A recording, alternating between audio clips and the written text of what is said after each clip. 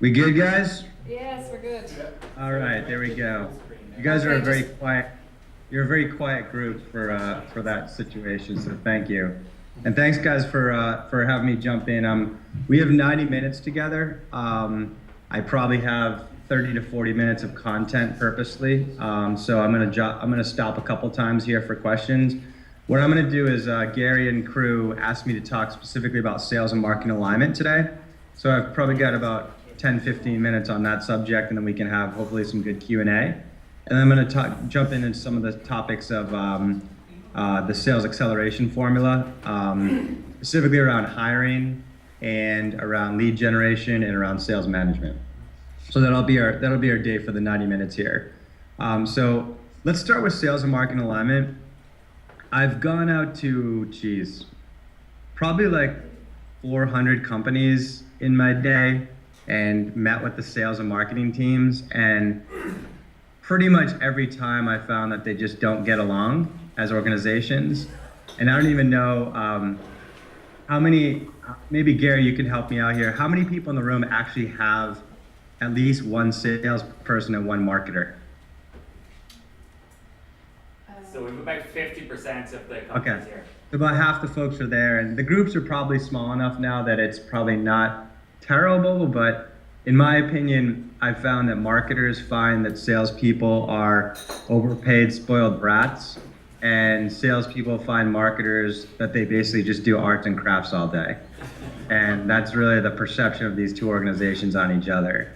And that's really the kiss of death today in today's lead generation world, because so many of the buying journeys are starting online. So much of the early part, of the sales and marketing process is happening within the marketing group, that this can be a huge disadvantage if they're not aligned, and a huge competitive advantage if you can actually make this work, because few organizations actually make it happen. So we call this marketing as to what we're actually going after, and that's what I'm going to talk about here. So the first thing we'll do is, when I first lay the foundation for this, I even like to think about it beyond sales and marketing. And I like to include services in that journey. So I can take you back, this isn't probably an issue as to where you guys are now, because we started to hit this issue of around 150 employees. But I think it lays a nice foundation for how you'll think about scaling your organization. So, when we were the size of you guys, we were all sitting in one room. We communicated, we grabbed beers together, etc., as a cross-functional team. And then probably around, like I said, 150, 200 employees, we are large enough that we are spread across multiple rooms, if not multiple floors at that time. And we sat functionally like most organizations. So marketing sat on the left side, sales sat in the different area of the office, services was maybe upstairs. And at that time, what happened was each of those groups started to get a different perception as to what a good fit customer was for HubSpot, right? So marketing really liked people who it was easy to get them to fill out a form on the website, because that was their job. And sales really liked people that it was easy to get their credit card, because that was their job. And services really liked people that it was easy to make them successful in our product, because that was their job. And obviously, services was the most correct in that journey, but because of, these organizations weren't communicating as well, these sort of definitions started to diverge. And so the thing that I did at the time, I owned sales and services, is I started to organize the organization by buyer persona, and basically create these small cross-functional teams where we kind of blew up the whole seat map. And we had, instead of a marketing room and a sales room and a services room, we had a small business room we called Owner Ollie. We had a mid-market team room that we called Marketing Mary. And we had an enterprise room that we called Enterprise Erin. And within each one of those rooms was a cross-functional team. We had at least one marketer. We had at least, probably a dozen or so salespeople and half a dozen or so services people. They sat together, they grabbed beers together, they communicated. Whenever a marketer, a salesperson, signed up a bad customer, that services person punched him in the arm. And whenever that salesperson received a crappy lead from marketing, that person punched him in the arm because they sat right next to each other and they were friends. And the marketer representation in there, that was really just one representative. There are, of course, core assets within marketing that can't be shared. For example, there's only one HubSpot.com website. There's only one HubSpot Twitter handle. But that person that was in these buyer persona groups was sort of their advocate within using those assets. So they were sitting with that team, always diving into exactly what issues and challenges they were going through, what pieces of collateral would resonate really well with that buyer persona, and made sure that that stuff was scheduled over the course of the month to get into that segment. So I think that the lesson here, as I go out and advise startups, is it's kind of an interesting structure to think about, at least to think about having these cross-functional pods earlier on. I think with more handoffs happening between marketing, sales, and services and trying to create a seamless experience for the customer, I've seen organizations build these pods at even a smaller level. And even thinking about perhaps even having a sales manager own, maybe not a marketer, but a couple BDRs, 6 or 7 reps, and then 2 customer success people. So this empowerment around a seamless experience and customer success is passed as close to the front line as possible. Okay? So I'm going to go into specifics around sales and marketing alignment here. But I'd love it if there were any 1 or 2 questions on this. And Gary, maybe you can help me if there are. Sure. Any questions, guys? No, so we're okay for the moment? Oh, sorry. Okay, cool. I was just gonna say, so let's move to the sales and marketing alignment piece. So,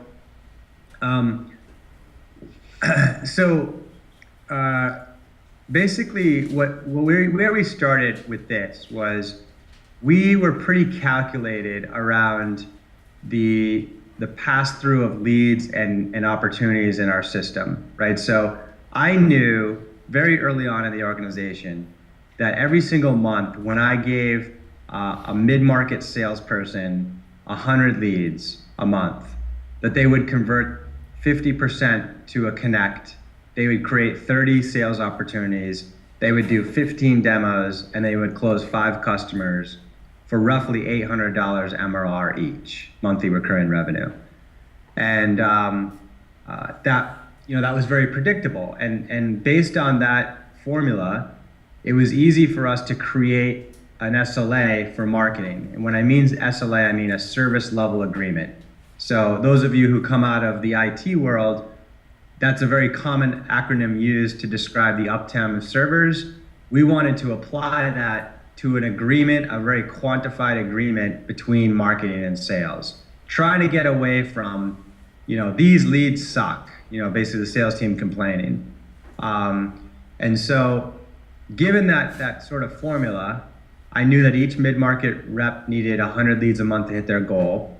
That was easy math, that if I had 10 mid-market reps, we would hold marketing accountable to 1,000 leads a month for the mid-market. And we were precise around what a qualified lead was. We had this particular form that was pretty robust, that asked for their name and phone number and email address, etc. And whenever someone filled out that form and met certain criteria, we counted that as a lead. Now, that's a really good starting point for you guys.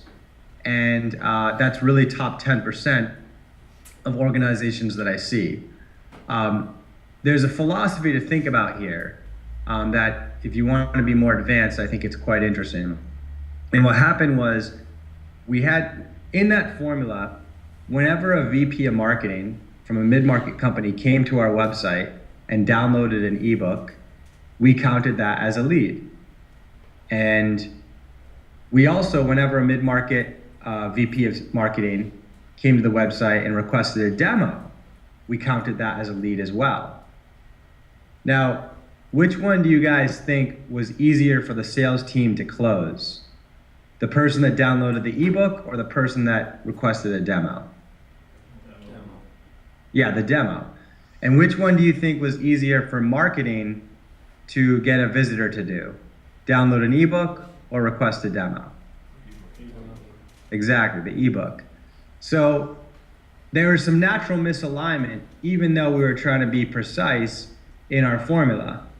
And so whenever marketing got behind in the month on their service level agreement, then of course all the calls to actions on the website turned into ebook downloads, and the sales team were like, where are my demo requests, right? So Mike Volpe, our CMO at the time, and I sat back and said, okay, what can we do here? And essentially what we did was we started organizing the leads into buyer personas and buyer journey states. So if you focus in the upper right-hand corner, we're talking about the mid-market leads right now. And if a lead was at the ebook download stage with problem education, then they would convert at 2%. Okay, and then they would buy $200,000 worth of software. So if you multiply these two numbers together, those leads are worth $4,000 to us. And if someone was at the demo request stage, say the solution research stage, then they would close at 6%. And they'd also buy $200,000 worth of software. So those leads are worth $12,000 to us. So this set us up basically to put marketing on a revenue quota just like sales. So instead of going into the month saying, okay, I need 1,000 mid-market leads, we could say, I need, $1 million of mid-market value, and you can choose whether to get there through whatever the math is, 2,500 demo request, ebook downloads, or 300 demo requests, right? So this created much better alignment in literally the next week. I mean, when you think about philosophy turning into tactics, literally the next week, the website was covered with demo request offers because marketing was getting proper credit for that, and sales was really enjoying the increase in lead quality, okay? Now, sales does not get off the hook in this really precise ownership by marketing, right? So this is a bi-directional relationship. And I would always kind of sit back and study the funnel, and I would ask things like, when a lead comes in, I know that by the research, when it fills out a form, we have to call that lead within seconds or minutes. Because if you wait hours or days, your chance of success is dramatically lower. The research is really loud in that area. But if I do still get voicemail and email when I call that lead, when do I call them again? Like, should I call them tonight or tomorrow or next week? And how many times should I try that lead before I give up? Right? So as a sales executive, should I be trying to give each one of my salespeople one lead a month and have them call those leads 1,000 times? Or should I give them 1,000 leads a month and have them call each lead once, right? So obviously neither one of those ends of the spectrum is correct, but like where in that spectrum is the optimal answer? And so these were examples of studies that we did where the x-axis here is showing how many attempts were done against each lead, right? So in this data set of say 50,000 leads, say some of them were called twice and some of them were called 15 times. And obviously if you call a lead 15 times, your chances of getting them on the phone is much higher, but your cost per sale on that one pursuit is much higher. So where's the optimal level? That's shown in the Y on a profitability score. And what this analysis yielded was, for our small business leads in orange, 5 attempts was the ideal amount. And for the mid-market leads, it was 8 attempts. And for the enterprise leads, it was 12 attempts. So now I could go to my sales team and say, okay, guys, we've uncovered the ideal behavior to making the most money with our lead flow. And we've programmed it into the CRM, so you don't have to think about it.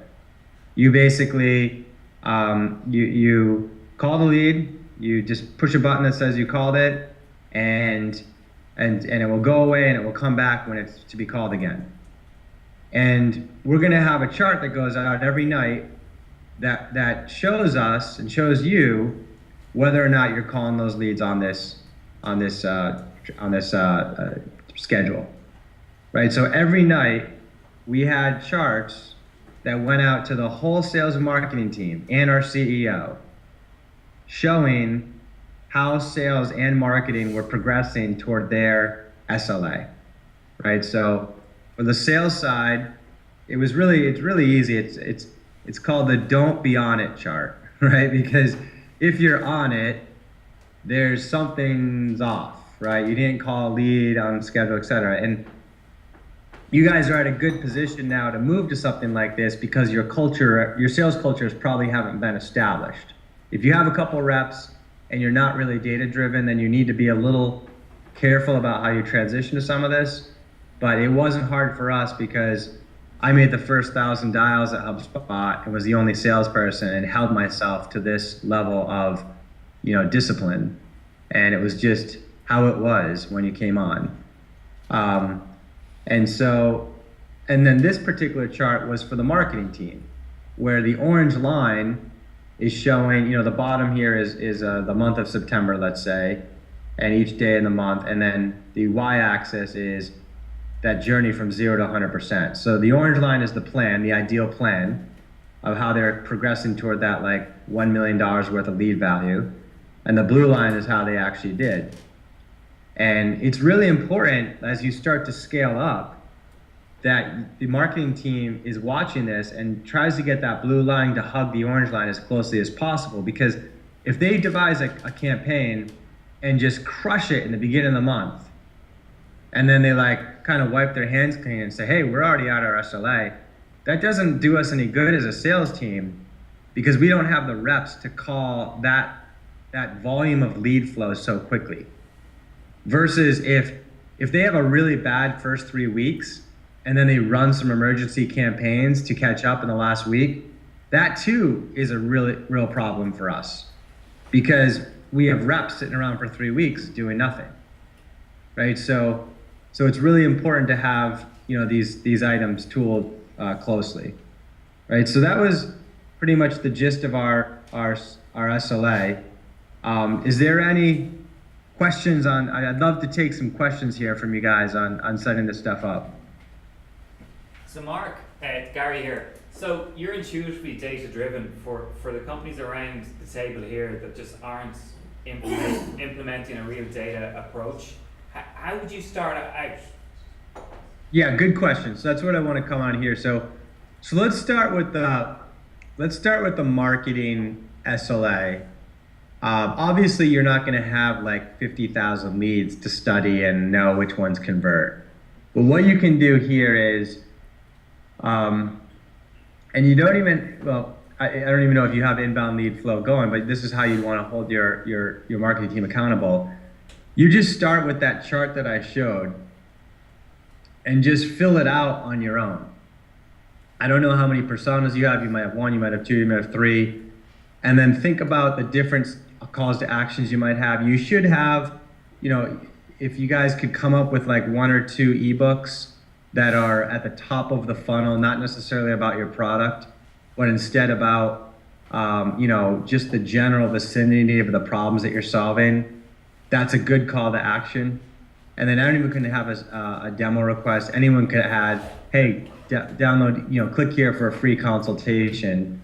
And what you can do is just start assigning some of these numbers. You can even use these. Just assume that an ebook download is going to convert in the 1 to 2% range, and something a little deeper like a demo request is going to convert in the 4 to 6% range, and then assign a monetary value. And that at least gets you started. In terms of managing this stuff, I mean, there's tools to do it. You can empower your marketer to do it. Even if the stuff is dumping into Excel, you can be scrappy in the beginning. On the sales side, what I would do is just start out with, creating, what I like to do is, as you're building your sales process, what you want to start with is you want to start with the buyer journey. All right, the mistake that people make is when they're building their sales process, they start with the selling process. They're like, okay, here's our sales process. We're going to identify some leads to call. We're going to send them voicemails and emails. We're going to give people who pick up the phone, schedule a demo, give them a demo, and then close them. And that describes like the selling process. But instead what you want to do is start with a buying journey. Like someone wakes up and they say, okay, let's say we do website design. Why do I need a website? And then they ask, why should I do that with you? And then they ask, why should I do it now? Right? So there's a buying journey that's happening. And once I understand, like you guys have probably been through enough pursuits with customers, or you will at some point, that you can sort of standardize what those decision processes look like. And you can document that. And then you write a sales and marketing process to support that. And then getting to your question here, Gary, that drives what your, when you set up a basic CRM, that drives what the different steps should be, right? So I wouldn't recommend the steps of your CRM being, did a discovery call, gave them a demo, sent them a proposal. These are all sales steps, and it's easy for the salesperson to fake those and like force a buyer through them. And you're going to end up with like a pipeline and a forecast and visibility in your sales process that's just not accurate. And your buyers are going to feel like your salesperson's pulling them through this process that their CEO or manager dictated for them. And instead, if you set it up as like, requested discovery call, verified discovery information, requested presentation,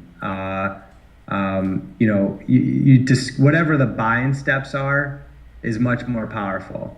And so as an example, if there's a step that's pretty common out there called customer discovery verified. And what that means is the salesperson held a discovery call with the buyer and sent them an email documenting exactly what was discussed. So Gary, thank you very much for the hour of time. According to our notes, you're trying to increase your lead flow by 20% because you're about to expand your sales team in Q1. And what you'd like to do is you'd like to enhance your blogging and social media presence in order to generate more inbound leads. And you need to do that by February 1st. What we're going to do from here is I'm going to set up a HubSpot demo for you to evaluate how we can help you with that journey. And if that goes well, it's going to be roughly $12,000 a year for the software, and you have buyer authority to do that. We'll just need to get sign off from your CFO. So can you please respond and let me know if this information is accurate, or if I missed anything, please let me know. And then the response to that email is what progresses the deal along. And that's much more powerful than inspecting like I gave them a demo. Because I guarantee you, if you get, 79 of those sort of champions letter verified responses in a quarter and 23% of them close, I guarantee you that close percentage is going to be pretty consistent quarter over quarter. And you're going to feel a lot more predictability around that. So on the marketing side, just take a guess at what those tables look like. And on the sales side, set up some really basic stages of your opportunities, and then just start measuring how the team is doing in that. Do you want to follow on that, Gary, or does that give you some guidance? Any questions with that? Yeah, can I ask a question? Mark, on your, the programming your CRM for repeated calling, how often, say you take the enterprise for the 12 calls, what's the timescale of those 12 calls? So what is the time scale between attempts on the enterprise lead? Yeah. You know what? I believe it's like 3 or 4 days. We're constantly, optimizing that. I think the best advice I got on that was someone made an analogy to as if you were calling a friend. Okay, so if you were calling a friend to check in, well, you'd say, "Hey, Gary, it's Mark. Haven't talked to you in a while. Give me a call in a second." I wouldn't call Gary again that afternoon. Right? Just like give Gary a little bit of time to get back to me. So I might give him a couple days. And then if I really had to talk about something, I'd call him maybe 3 days later and say, "Hey, Gary, just trying you again. I know you're busy. Give me a call when you're saying." Now, obviously, this isn't what I'm saying in my voicemails, but and then if he doesn't call again, maybe you start getting worried and you call him 2 days later. And then you might call him like every day for 2 days because you're just really worried about him. And that's kind of the sequence that you want to replicate with your prospecting. Is if you're going to call a lead 8 times, maybe you call him once and then call him 4 days later and then call him 4 days later and then call him 3 days later and 3 days and 2 days and 1 day and kind of shorten at the end. So that's how we kind of designed it. Okay. Yeah. So Mark, maybe just your experience of the different buying personas. You split into separate teams.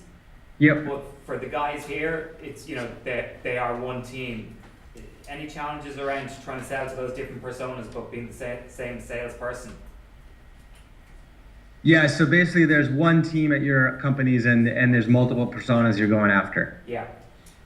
Yeah, we had the same thing. I mean, we were selling in the beginning to a small business owner and a mid-market marketer. And we scaled to probably about 20 reps before we decided to specialize those. Now, I will tell you that was too late. I should have specialized those early, and it was just a lack of foresight on my part. But it is what it is. I mean, it's not the end of the world. It's not extraordinarily difficult to do that, especially since you're always talking about the same product and the same value prop. What I would just do at this stage is either if you have any sort of formal training you could give them, or even in like the way you coach them, just help the team recognize that the way you want to speak, like help them recognize who the persona is out of the gate, how to detect that, and then just give them a little bit of coaching, even if it's just like over a beer, about how these people are just different. The terminology they use, maybe there's patterns in the value propositions they tend to have.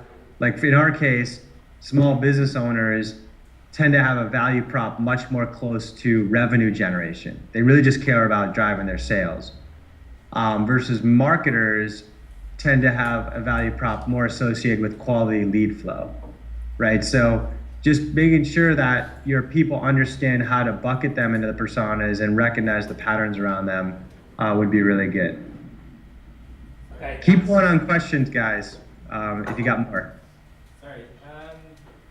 If you had to start all again in the morning and you needed to build out your sales and marketing team, who would be your first 4 hires? Yeah. Okay, so that's a really good question. And in terms of first 4 hires, just describe them. As in you have 0 in sales and marketing, and it's been you all along, and now you want to build out the sales and marketing team. I see. So what are the different roles? Yeah. Okay. Yeah, do I hire a marketer? Do I salesperson? If it's a marketer, what kind of marketer? If it's a salesperson, what kind of salesperson? Exactly. Right. Yeah, so the answer there is there's a lot of context there around your businesses. But I can just but then there's going to be some patterns here. My definite first hire, I'll just talk through a couple things here. If I'm still in sort of like product market fit to some degree with my company, then I'm definitely hiring a salesperson first. And it's a different type of salesperson because what's going to happen here is for the first time as I introduce this person, I'm probably going to have like half a dozen conversations, if not more, with my target audience a day. And this is going to be the first time that I've done this because, yeah, fine, I've done a good job with my product execution and I've stayed close to customers, but product managers and engineers can't be talking to customers all day. When you hire your first salesperson, that's their job. They're talking to prospective customers all day. And in my very, very first hire there, the value coming from those conversations around the revenue is less than the value that comes from the feedback of those conversations. Because chances are at this particular stage, the chance that I've got my product market fit perfect is really unlikely. And our ability as an organization to stay agile and to really understand how the market and customers are perceiving their problems and adjust our product value prop to those perceptions, that's going to dictate our success. So my first hire of all these options is a sales hire that's going to help me with that journey. And that usually looks like I've used like a 22-year-old right out of college that had some was really in like the entrepreneurship program. I've seen people use like former entrepreneurs, like maybe like a 26-year-old that tried their own startup and failed and they were a CEO and they wanted to come out, because what these people are going to do is a traditional salesperson is going to be like, okay, I get your value prop. Let me put a deck together and tell as many people as possible about that. And they're going to get they'll get yeses and nos, but they won't be good at getting the feedback. And the feedback they get, they're not that natural around translating that feedback into stuff that you as a team can respond to. Versus the personas that I just outlined, they're curious, they're innovative, they're entrepreneurial, and they're going to want to talk to that front line and get that feedback back. So that's my first hire, and that's a really important hire on the product market fit stage. Now, let's say you're beyond that now. The next thing I do is I would again hire a salesperson. I know what my next three hires would be. It would be a salesperson, a BDR, and a journalist. Okay, so I would hire a salesperson because now I've got better comfort around product market fit, and I need someone to come in and kind of figure out how to close these people in a predictable way. So they're going to be out there and using the front line, they're going to be thinking about how to build the sales process. Okay, so the salesperson I do not want is the number one salesperson. Let's say I have a competitor with a 500-person sales team. I do not want the number one salesperson from that team, because that salesperson came into that company and everything was established. Like they know how to run a blueprint, they know how to build a blueprint, and they're going to get lost in your company. I also do not want the head of sales from that organization. That person is probably 45 years old. They probably make a ton of money. They probably haven't closed a customer themselves in like 10 years.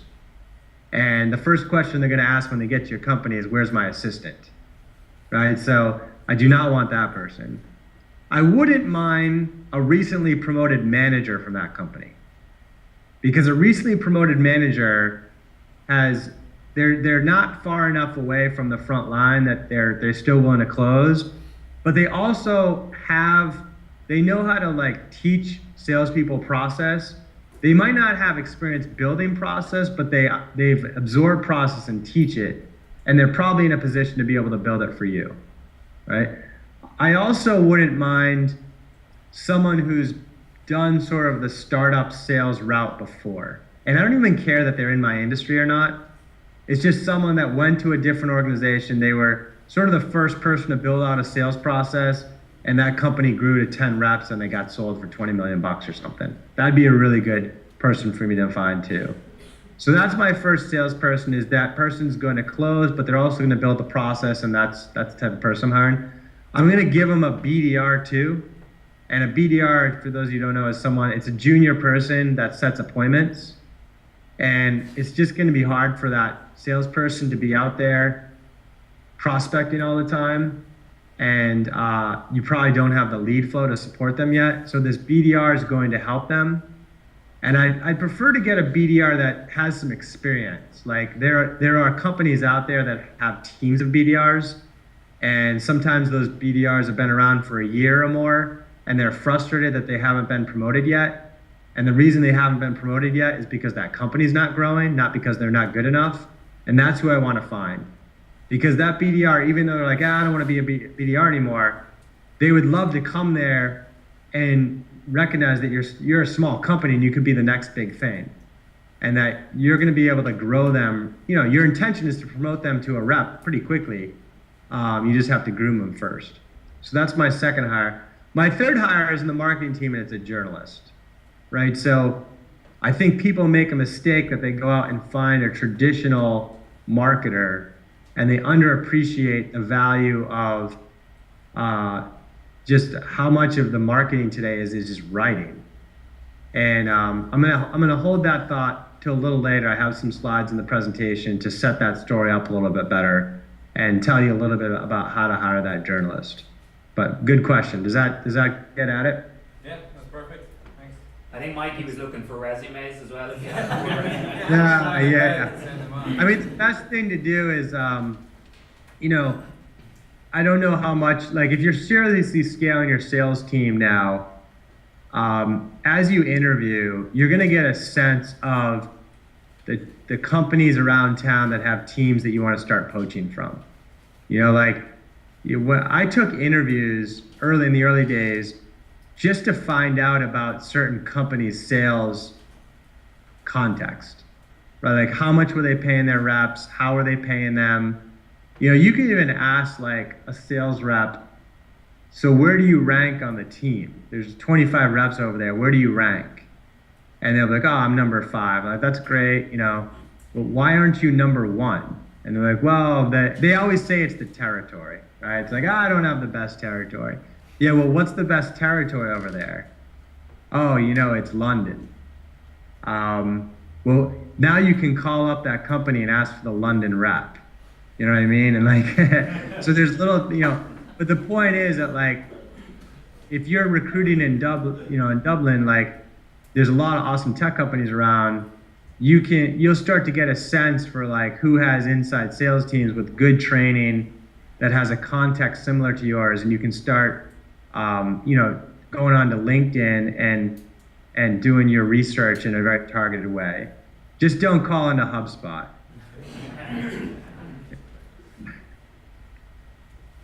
What other questions? Mark, what type of scale was HubSpot at when you embedded all those metrics that you were showing there? Like how many sales reps did you have? How many BDRs did you have? So when we introduced the metrics, how many salespeople did we have? Yeah. We did it from day one, and that's really unusual. Literally, like I was the first, when I joined the company when we had 4 employees. It was me, Halligan, Dharmesh, and Volpe. And I was the first salesperson, and I did that for 3 months before I hired my next one. Then I started hiring 1 salesperson a month. So was all this set up? No, but like you'd be surprised how much was. I mean, I just downloaded a cheap version of Salesforce and set up the dashboards and went at it. And when people joined, I mean, they had the expectation that this would be the case. If you guys are already in like a 3 or 4 salesperson team, you just have to watch culturally how you move to this. And I can't really, I mean, it just depends on your context. If you've got a bunch of like very experienced salespeople who've been at it for 20, 30 years, it's going to be a lot tougher to do it. If you have a bunch of, 24, 25-year-olds that are inside sales and just hungry and learning, it's going to be easier to do it. But regardless of that transition, don't be misled that I manage to the metrics as much. what I like to say is I hold my team accountable to the results, and I use the numbers as a guiding light, right? So if I come over to your, if I see you're on the charts that you're in the bottom third on dials, let's say, I mean, I might raise a little concern, but like, I'm not going to force you to stay at the office. I'm not going to force you to make 100 dials a day. I just say, yo, why are you at the bottom? And you might say, listen, I'm just really focused on my call quality. I'll say, okay, we'll keep an eye on it and let's see if it works. And if you keep coming in at 110, 120% of your revenue goal, I have no problems with it. If I come by your desk and you're on your fantasy football league, I have no problem with it if you're at your goal. But, once you start missing, we're going to use the data to fix the issue. And we're going to look hard at it, and we're going to start managing a little more closely to the data to try to fix that and get it on pace. So I've seen some environments, like I went out and did a speech in LA last week to a group, and they set up all these things like minimum 100 dials a day before you leave and all this kind of stuff. And like, I don't want to manage to the metrics. I just want to use that as a guideline. And the only other comment is, when I was setting this stuff up in 2007, Salesforce was the only CRM out there.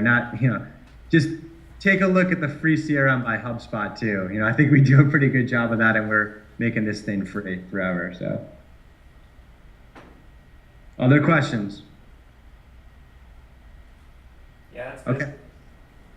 All right, so let's move along here. So one comment to make here is something to be aware of.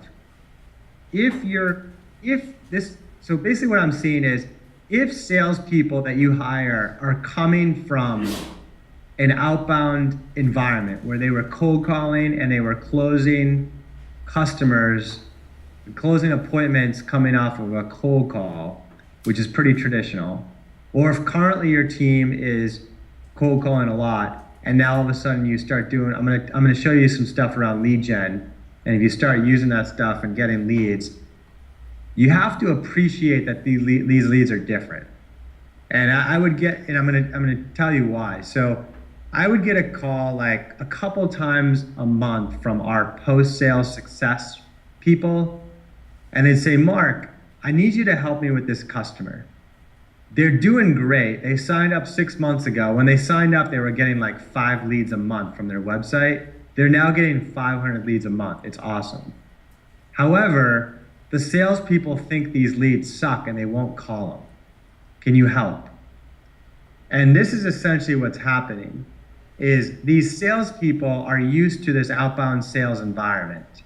And what that means is they build a list of people that are a good fit for them. Let's say that they call on, the CIOs at the top 500 telecom companies. That's who they go after. So they go on LinkedIn and they find CIOs from telecom companies, and they start with people that are a good fit. And then they shake that list as hard as they can with cold calls and cold emails and whatever, and 1% of them fall out the bottom and admit that they have the pain that their product solves. And so when you move to an inbound sales environment, it flips that framework on its head. Like in an inbound sales, everybody who converts on your website has the pain. Otherwise, they wouldn't have done the Google search, or they wouldn't have downloaded the ebook, or they wouldn't have read the blog article. But the problem is they're not all a good fit, right? Like some of them could be that CIO from the telecom company, but some of them could just be a PhD student at Trinity that's studying the information and just need the help on research, right? So the first thing that the marketer has to do is they have to take, if they're generating 500 leads a month now, and let's say 20% of them are good. Well, if that marketer passes all 500 leads to the sales team, the salespeople they're gonna hate them, because they have to comb through a bunch of leads just to get to a good one. Versus if the marketer is more precise in passing through the good ones to the sales team, even if it's just 100, the sales team's going to love the marketer. So that's kind of the first thing to be aware of here is make sure you do some sort of lead filter. And in the beginning, that could just be the marketer or BDR looking at the lead and figuring out how to pass it through.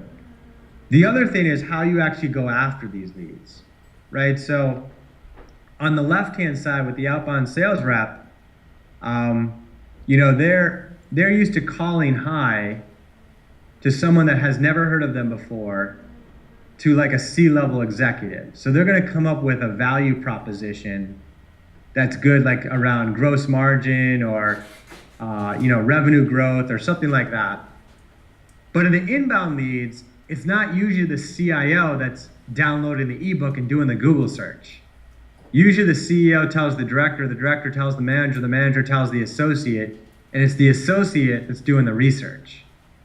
And what happens is these reps don't understand that, and they call the associate as if they were the CIO with a value prop that's made for the CIO. And the associate's like, what's gross margin? I don't even know what that is, right? So it's just not appropriate. And what these salespeople need to do on the right-hand side is recognize that just because the person on the lead is an associate with no buying power doesn't mean the lead is bad. You have to recognize the company that it comes from. If it comes from a good company, even though the associate is not the buyer, there's something going on at that company that's probably interesting to you, just because the associate's doing that research. So there's two tactics that the salesperson can do here. They can either call, I like this one personally, call the associate and, you know, get them on the phone, and you have a higher likelihood of getting them on the phone. They just don't get as much calls. Plus you have like some context there, and ask them, you know, certainly like first off, just help them with whatever they were downloading. Like, I noticed you downloaded this ebook on marketing and Facebook. What questions did you have? I looked at your Facebook account. I have a couple tips. Like, spend 15 minutes helping them. Get them on your side. And then you can ask questions about, hey, so why did you download the ebook? And who told you to do this research? And what is your boss asking you of these days? And what did your CEO talk about at the last company meeting? And this person is basically your coach, and now you're in a better position to call the CIO and say something like, hey, you know, Gary, you know, Susan, I talked to Gary a couple minutes ago, great guy. He had downloaded a Facebook ebook off our website. He told me that you guys are expanding your sales team and need to increase your lead flow by 25%, but despite 6 months of efforts of increasing trade shows and direct mail efforts, it hasn't gone up. And I've done this for a couple companies now, and I'm working on a plan with him if you'd like to hear more. I mean, that's a much better cold call than my generic elevator pitch, right? So I was able to use that converter as a coach to guide me toward more context with a higher level call. Now, the other tactic you could do is, I like this one as well. When the lead comes in from the associate, you can do a little research. Good company, definitely a lead from a non-buyer. So I find the CIO and I call the CIO and I'll say, Susan, listen, I've been getting a number of inquiries from people in your organization around this particular topic. You know, love to talk to you more about it, and maybe drop in some names of people I've used, I've helped in their organization. Then immediately after I get, you know, I'm going to get voicemail like 99% of the time if I'm calling a C-level executive. So then immediately after that call, I will call the associate, Gary, and I'll get on the phone. I'll do the same thing, like, Gary, you know, you download this ebook on Facebook marketing. What questions do you have? I checked out your Facebook account. Do you want some tips? I build some trust. And at some point in the conversation, this gets a little sneaky here, but I would say, hey, you know, Gary, I've actually been in communication with Susan. And he'd be like, oh, really? Susan's my CIO. I'm like, oh, really? Okay, well, you know, we've been in communication in the past. And then what happens is, if that call goes well, I might set up a demonstration or a deeper discovery call with Gary. And I'll email Susan and say, hey, Susan, I know I just left you a voicemail, but great news. I got in touch with Gary in your organization. He told me this, and this, and we're going to do a call tomorrow at 9 a.m. If you can join, here's the WebEx information. And what I've done there is I've established with Gary that I'm not going over his head because I'm already in communication with Susan, and now I'm updating Susan with every step of the way I'm doing with Gary, right? So my high-level point here is be very careful of salespeople with backgrounds or recent experience in outbound sales as you start giving them inbound leads, and help them to recognize that the way you navigate an inbound lead is different than the way that you navigate an outbound one. Is there any questions on that? No, we're good. Okay, cool. Another framework to think about here is, this gets back to that point I made in the beginning, where the marketer is throwing 500 leads. They're all excited. They got all these leads, and now they feel like they're going to be a hero, and they throw all 500 leads over the sales reps, and the reps are like, these leads suck, right? So this is a really simple framework to think about. Obviously there's a lead scoring can be good, but you want to make sure that these aspects are accounted for in your lead scoring. So essentially what you've got here is, on the x-axis is the lead engagement. And this is where people only focus on this, and they'll say, okay, a demo request, we should always, if something requests a demo, it's way down here in its buying journey, versus if someone visits the website, it's way on the left, right? On the y-axis is the company fit, and you've got the perfect fit company, like a big telecom company, and then you have some others that yeah, you've signed up customers there, but it's not always the perfect fit. Right, so obviously you want everybody up here, perfect fit company requesting demos. And those, whenever those come in, you want the fire alarm at the office going off until someone calls them. Those need to be followed up on deeply and frequently and quickly, right? Now, as you move to the left here, you got to make some decisions of what to do. This is a perfect fit company, and they just visited the website, or they just subscribed to the blog. Most people would nurture those leads. You got to think about that. I think at this stage, you got to call those. You probably don't have much lead flow, and it really irks me when I see a team that's cold calling for 80% of their day, and yet they have access to companies that are on their website that are actually good fits, and they're not driving their calls in that direction. So usually there's some opportunities in here for some engagement and some avoidance of cold calling. Down here, this is just where you want to avoid. These are, you want bad fit companies and or lesser fit companies that are lower lead engaged. You certainly want to use some automation here, but you don't want to be doing any calls. And down here, you want to be using as much sort of volume selling as possible. So the example here is, we do sell to plumbers and landscapers as a company, but that would be an example of it's a questionable fit, right? So whenever a plumber comes on our website and subscribes to our blog, we definitely don't call them. But if a really good tech company with 200 employees in the marketer subscribes to our blog, we might start to call them at that point, right?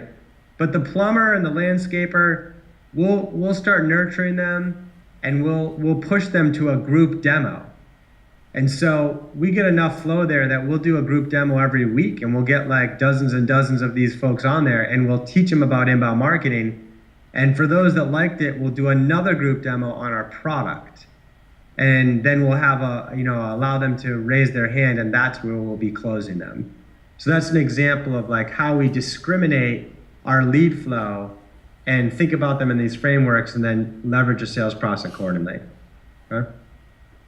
All right, so the last part I'll talk about is just, when we got back to how we set up these organizations, we have a monthly sales and marketing and services meeting where we go through how the sales team did, how the marketing funnel looked like, and how the customer success metrics are doing.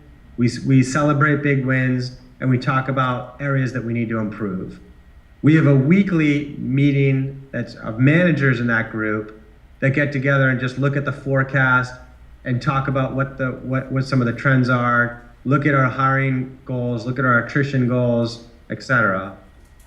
And then we have these persona meetings, which you guys probably aren't at this stage yet, but when we were large enough to have these different persona groups, we would have an entire day with our executive meeting would happen. We'd have our whole executive team in that room, and each hour, the leadership team from each persona would come and present how their persona is doing back to us in the same way that we had to report to the board. So these were the metrics that we looked at. And this is interesting because these are also kind of the metrics that we live and die by, at least on the sales and marketing side, with our funnel, right? So I've got the 3 personas. I made up the numbers, by the way, but just to give you a sense here, this is our small business group, this is our mid-market group, and this is our enterprise group. And so we really live by LTV to CAC and payback period are the ones that we obsess over in terms of the overall efficiency of our company. So LTV to CAC, that's lifetime value divided by cost of customer acquisition. The lifetime value, if I remember correctly, is the average payment per month divided by the churn rate per month. And then the cost per customer acquisition. So I've seen in SaaS, like anything 3 and above is pretty healthy.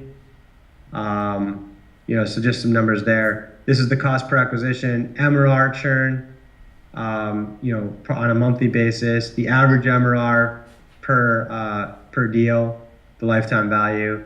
And then payback period, you're probably familiar, is the acquisition cost divided by the average monthly payment that they're giving you.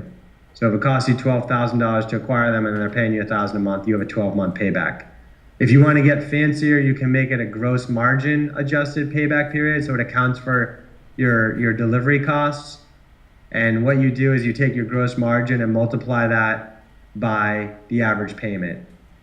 So if you have $12,000 acquisition costs, that's the numerator, and $1,000 a month in pay, but you have a 50% gross margin, you multiply the 1,000 times 50%, that gives you 500 in the denominator, and that pushes your payback from 12 months to 24 months. And that's your gross margin adjusted payback period, okay? Then we look at our growth of MRR per month, our revenue production per rep, the NPS of our customer base with our product. So that gives us a little bit of a sense of how happy they are with the company and the product, and then our lead flow. Right, so these are some of the, this is probably from a couple of years ago, so it's a little closer to the earlier days, but these are some of the metrics that we obsessed over our sales and marketing efficiency. Okay, any questions on this stuff? I'd love it if there were 1 or 2. Nothing? We're good, Gary? Yeah. Okay, cool. All right, so let's move over to hiring now. First off, I'll just talk about just some of the stuff the philosophies I live by here. When I took the role here at HubSpot, I wrote down this mission, which was predictable, scalable revenue growth. And there were 4 tactics that I obsessed over, and I'm sorry this thing got messed up here, but this is basically hire the same successful salesperson every time. That's number 1. Number 2 is train him in the same way. Number 3 was provide him with the same quantity and quantity of leads. Number 4 was hold him accountable to the same sales process. So I'll talk about 1, 3, and 4. I won't talk about training, but if you guys have questions on that, we can do that. So you think about, like, what do you look for in a sales hire? And this was interesting to me. And what I found out was everyone's answer to this is a little different depending on their context. So what I did was my 8th hire at HubSpot, I actually grabbed the top performer from Monster. He was actually the number 1 rep for Monster.com. So at the time, Monster.com was here in Boston. They had 800 salespeople. And this person was number one and made $450,000 a year as an inside salesperson. It was insane. And I somehow had convinced them to come over to HubSpot when we were just like, about 15 people. And it was like, there was PR about it, all this kind of stuff. And I was literally psyched for them to come and just give them the reins and teach us to sell. And it was weird that like, they didn't crush it. They didn't do poorly, but they didn't crush it either. And then as I reflected on that, I was like, the sales situation at Monster couldn't have been more different than at HubSpot at that time. Like Monster.com, they were running Super Bowl ads. It was really like when someone heard that they were from Monster.com, they knew exactly what was coming. They were going to pitch them on some sort of job ad. And it was pretty easy to tell if they had a pain or not. It was very transactional. Versus HubSpot at the time, no one knew what we were. No one knew what inbound marketing was. It took a long time to explain it to people. It took a long time to explain how to actually do it. So you can imagine that the type of rep that would succeed in the Monster.com scenario is very different than the type of rep that would succeed in HubSpot's situation. And it made me realize that asking someone, hey, Mark, what do you look for in a salesperson? That's irrelevant unless you have the exact same context as us. However, there is a process that you can think about to engineer it. And as you're starting to scale your sales team, it's really important to be reflective on this. And so essentially what I did was I wrote down the 10 criteria that I thought would serve salespeople well in our environment. And I defined what each one was, and I defined what a score of a 1, a 3, a 5, a 7, and 10 would be. And I was disciplined about scoring every single candidate, and especially every single hire against that criteria. And so you guys should really do that as you're starting to scale your sales team. And it sounds like a really simple task, but you'd be surprised how rare people are disciplined about it. And it's extraordinarily interesting. 6 months in, you may have hired 2 or 3 reps. And to be able to go back to those interview observations and reflect a little bit about, well, this particular rep is crushing it, and what is it about them? And this rep's not doing so well, and what is it about them? And am I missing anything from my criteria? And am I screening for this criteria as effectively as I can? That process is something that you should be doing at least every 6 months as you're scaling your sales team and iterating and iterating. And it wasn't long. If you're going to build a big company, once you get to like 20 or 30 reps, I was able to actually do a regression analysis on those scores and correlate. I mean, that's the great thing about sales. Unlike engineering and marketing and finance, it's really quantifiable as to whether these people are succeeding and how well they're succeeding. And you can take advantage of that and measure success, right? So this was the result of our first regression analysis. This wasn't our ultimate answer. I'll tell you that in a second. But what was cool about this, like the criteria at the top with the long blue line to the right, those were obviously most strongly correlated. And the ones at the bottom were negatively correlated. And what was cool about that is things that you typically associate with sellers like closing, convincing, objection handling, those were negatively correlated. And things that you typically associate with like a trusted advisor, like preparation, intelligence, were really strongly correlated. And for me, it was like, at least our buyer, but I think a lot of buyers today, they're empowered by the internet with access to data, and they're less reliant on salespeople. And so they don't want to deal with the typical salesperson who's aggressive. They want to deal with someone that can add value to their experience. Right? So that was kind of interesting that the stats were speaking to me. So these were the 5 criteria that over time correlated really strongly for us. I actually think that, especially in like an evangelistic SaaS business and the startup side, a lot of these are at least going to be important to your criteria, right? So it's coachability, curiosity, intelligence, work ethic, and prior success. And those are listed in order of importance. And what was interesting about that was coachability wasn't even in my initial theory of criteria. So I was able to, reflect on that over time, and that is by far the number one thing that I put weight on as I'm evaluating the candidate. So you must have questions on hiring salespeople. I'd love to take one or two. So Mark, how did you deal with poor performing salespeople? Yeah. So, you want to have kind of a tough sales team. Like I try to shoot for 10 to 20% is an ideal attrition rate. Unfortunately, average for the industry is higher than that. I think it's more in the 25 to 30% range. And if you get much above 30, which I've seen, it's really hard to build a business. But 10 to 20% is ideal. If you're less than 10, I don't think you're being tough enough. I think you might be doing too soft.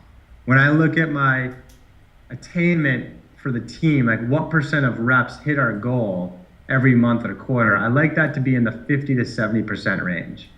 If that's above 70%, I'm probably being too soft on my quotas. If it's below 50, I'm going to have a bad culture. Okay?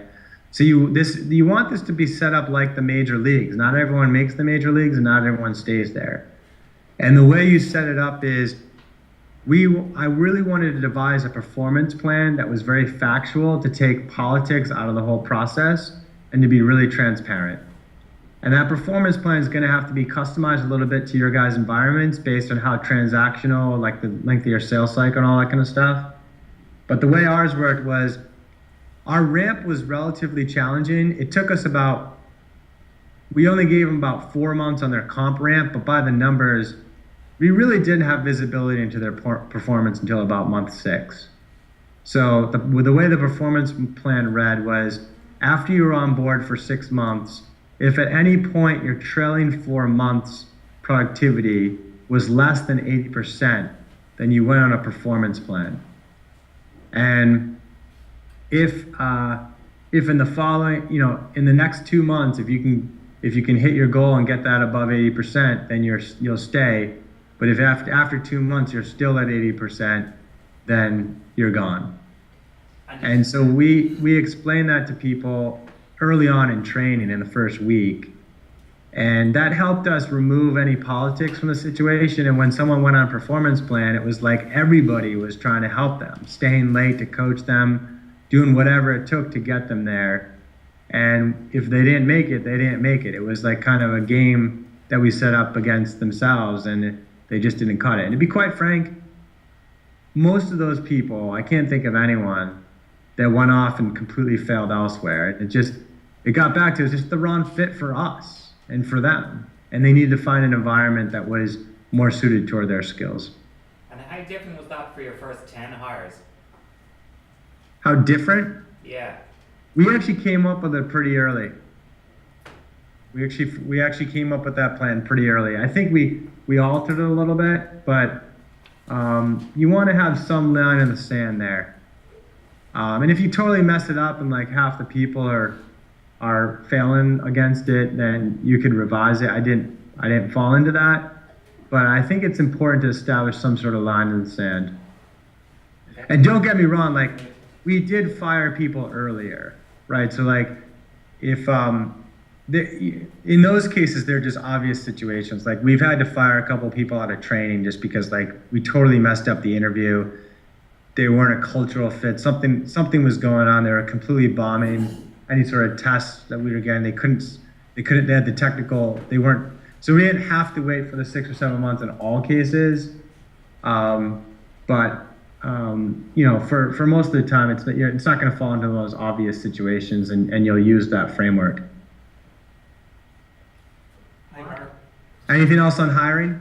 Yeah, hi, Mark. A quick one. How do you weigh up the fit between getting an ideal candidate, like the candidate you're looking for, versus waiting too long if those candidates aren't coming through your recruitment process, and you're under pressure then to hit your number, your growth figures, your sales? Do you at any point settle for someone who's not 100% what you're looking for, but maybe 70-80%, or do you hold off and accept the pressure that you might not hit your number, but you want to wait longer to get the right candidates. Yeah, I mean, I've had to do the latter, and it's really concerning. I mean, that said, like, despite having hired hundreds of salespeople and trying to be as scientific as possible, you still are surprised. You still hire someone that you think is going to be a rock star and they fizzle out, and you still take a gamble on someone because you have to make a hire and they become your top rep. It's just, you can't always get it right. But you do want to avoid that situation as best you can. I think whether or not you settle for someone, I think depends on your company stage. If you're 3 salespeople going on 4, and it means just, I don't think, like, I don't know. I mean, I don't think when you add up the quota and the ramp and that kind of stuff, I'd probably wait a month or 2, and even if you either like really push the team to get to that higher number, or just tell the board you made this call and decide not to settle, and you have some issues in your recruitment process, and that's why you came in at 85% of your number. I mean, I don't know if that difference is going to be the difference between getting that next round of funding or not, or so I think it depends on what stage you're at. If you need to make 5 hires and go from 60 reps to 65 in a quarter, I think you can take a little bit of a gamble because you got bigger numbers that you're dealing with. And then, like, the other thing I'd comment related to that is how you think about recruiting. Great salespeople never have to interview for a job, right? Like, the great salespeople always have their former boss calling them, hey, how's it, they're checking in, how's it going over there? Are you still happy? Because you always have a home here, or I moved on to this new great company, I'd love to tell you about it. So it's really, really, really critical that you have a passive recruiting strategy going on. You don't just have like, hey, we have an opening for sales, please apply here. Like, when we were a no-name company, I never hired anyone that actively applied for our job. All my hires came from passive recruiting. Kind of related advice I got there was, as I was talking to different recruiting executives on how to build a recruiting team, they said, don't hire a corporate recruiter, hire an agency recruiter and build an agency within your company. And that was really good advice, because I don't mean to generalize, but like, I've found that corporate recruiters, they just really they put up the job ad and then they funnel resumes around, but they don't source passive candidates. Versus agency recruiters, they're the ones that are cold calling, people and trying to sell a position and trying to get someone who's not necessarily in the market but is a top performer to be interested. And so that's who you really want to go after. And if you find a good agency, that's fine. Like, it's less ideal because they're working for a number of clients, and you never know when they find a good one whether you're going to get that candidate or not. But like, it's ideal to try to find someone internally. I think that's an important hire pretty early on in a growth startup. And so I found this guy who was going to build his own agency, and I was like, why don't you just do it in HubSpot? I'll pay you like an agency. I'll pay you a lot of money, just like an agency recruiter. But those guys are on variable comp plans too, and so we did the same thing. So it's if you have a lead flow problem like you're asking about, sometimes you have to make that tough call. It's circumstantial, and it's certainly a red flag that you have a recruiting problem, and think about building an agency within your company. Anything else on hiring? Yeah, Mark. So when you're hiring your first 4, 5, 6 sales guys, can you just tell us about how you went around setting quotas for them? Yeah. I went through this most recently with a new product line that we had. We went into the sales software business, and in the first stages, like, okay, we built this sales product, we had a few customers on it, but we hadn't really run it at scale. Like, if someone sat down and literally ran their sales cycle, we didn't know what they could actually hit. So I actually just said, listen, you guys are here, you first 4 guys are here because you want the excitement of building something from scratch. And we're gonna get into a room almost every day and reflect on certain calls and work on our sales methodology, and you're gonna learn a ton about building a sales team. But you're all gonna be on a draw for the first couple months because I have no idea how this is gonna work. So if their on-target earning was $100,000, I just paid them $100,000. And I said, I don't want to hear any complaints about upside. If you come in at 200% of your number, you're not getting any more. And it's just, the experience is going to get you, you're going to hopefully be here for the experience. And then, so after 3 or 4 months, we got a view of the funnel, and then we were able to set the quotas based on that, right? So that's one benchmark. Another data point is just like looking at companies around town and then understanding your economics and projecting that out. So as an example, here in the States, if you're an enterprise rep here in the States, your on-target earnings probably somewhere between $180,000 and $250,000, and your quota is going to be about $1 million of annual recurring revenue. If you're an inside salesperson, you're probably making between $90,000 and $130,000, and your quota is going to be between $500,000 and $750,000, right? So those are some benchmarks that you can create.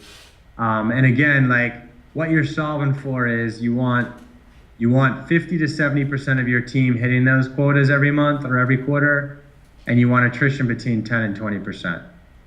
Okay, so hopefully that gives you some guidelines on how to set those. Yeah, perfect. Thank you. Mark, can you explain to us how you assess coachability during your hiring cycles?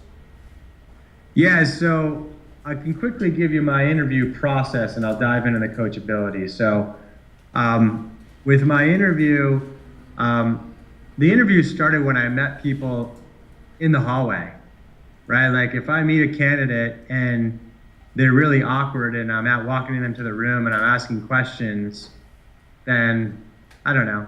It's not right. It's just a data point for me. But if I meet them in the hallway and they're like, "Hey, Mark, great to meet you," and they recognize me because they researched me and they asked me how my kid's fantasy flag football team went this weekend because they saw something on my Facebook and they're genuinely curious about some of the stuff I'm talking about, that's a really good data point for me on curiosity. Then I warm them up with some really easy questions like, why are you interested in HubSpot? Where do you want to head in your career? Then I do some more pointed questions on prior success, like, hey, I noticed you're over at Oracle and you're an account executive. How many account executives are there? And okay, there's 79, and where do you rank? Oh, you're 5? Wow, that's top 8%. That's great. Is that based on revenue or bookings? And is that based on last quarter or last year? And I'm getting at their prior success. And then I move into a role play and I say, okay, I'm a VP of marketing for a security software startup and you're gonna be a HubSpot salesperson. I downloaded an ebook off the website last night and you're gonna call the lead now. Go. And I watch them do the role play and I watch if they like what I call show up and throw up and just talk for 10 minutes about everything that I could have read on the website, which is a complete waste of my time. Or do they come in and ask me why I downloaded the ebook and ask follow-up questions and start uncovering my goals and needs? That's really good about their natural curiosity. Then I turn the corners and start asking them questions about our domain, like how does SEO work and how do you get to the top of Google? Because we've set expectations on certain readings they should have done going into the interview process. And I see how well they've learned that stuff, and that gives me some sense of their intelligence. And then I end the interview, I end the role play, and this is where I test coachability. So I tell them, okay, how do you think you did? So I have them self-assess. And if they said, I'm awesome, then I'm not that psyched about that. But if they're like, I did this well and I could have improved this, then I like how self-reflective they are. And then I coach them for 5 minutes. And I say, hey, this is one area that I think you did really well. And this is one area where I think you can improve. And I give this criticism, I tell them that I give this criticism on every interview so they don't feel like they're bombing it. Then I watch them as I'm coaching them. Are they glassy-eyed, or are they writing notes and giving me good follow-on questions? And then I have them redo the role play based on the coaching. And they all mess that up. I mean, don't expect a lot out of that. It's a pretty stressful situation. But the effort is what counts. And if they're actually able to improve, that's a really good sign. Because look what I've done in 10 minutes. And imagine what I can do in a day, a week, or a month. Right? So that's how I look at that. Okay. Let me, guys, in the final 5 minutes here, or 3 minutes, let me just talk about demand gen, and then we can figure out what to do there. But so basically, a lot of people today recognize that as they think about generating leads for their reps, they see that the cold calling is not as effective. They see that the trade show attendance is really a bunch of vendors. They see that advertising, the consumers are trained to avoid it. And people are recognize that if they can get to the top of Google search or have a really good social media or blog presence, that's going to be the most sustainable way to generate lead flow, quality lead flow for the sales team. And we've categorized this as inbound marketing. And I think where people get stuck is, how do I actually implement this in a scalable way? And this is where it gets back to, like, I talk a lot of speeches on this, and I have CEOs that come up to me after, and they're like, Mark, that was awesome, that was inspirational, I'm gonna start blogging once a week. And I said, no, you're not. And they're like, well, I thought that was the whole point. Like, yeah, but you're CEO of a startup. Like, what are you working, 70 hours a week? Like, when are you gonna find time? I mean, you might do it for a week or a month, but at some point, some fire's gonna happen, it's not gonna work out. So we have to recognize that our job as leaders is to build a content production process, not to take it on ourselves, nor to put it on the busy people in our company, like salespeople or engineers. And that gets back to the 5 hire question you guys asked earlier. Very few organizations realize that the journalist holds the keys to the future of demand gen. Our second hire at HubSpot was a reporter for the New York Times. And that's really the way you have to think about it. And this doesn't mean, I think it'd be great if you guys went out and found some a journalist. But even if you took advantage of the freelance market and paid for a couple hours a week, or found an intern over at Trinity that's selling they're 20 years old and they're studying journalism, and have them come by the office every Friday for whatever an intern costs out there. There's some way to get some sort of journalistic arm in your company. And then your job is to surround them. Like, they don't have to have industry knowledge. Like, if you're selling some healthcare product, they don't necessarily have to come from healthcare. That's your job. You're a thought leader.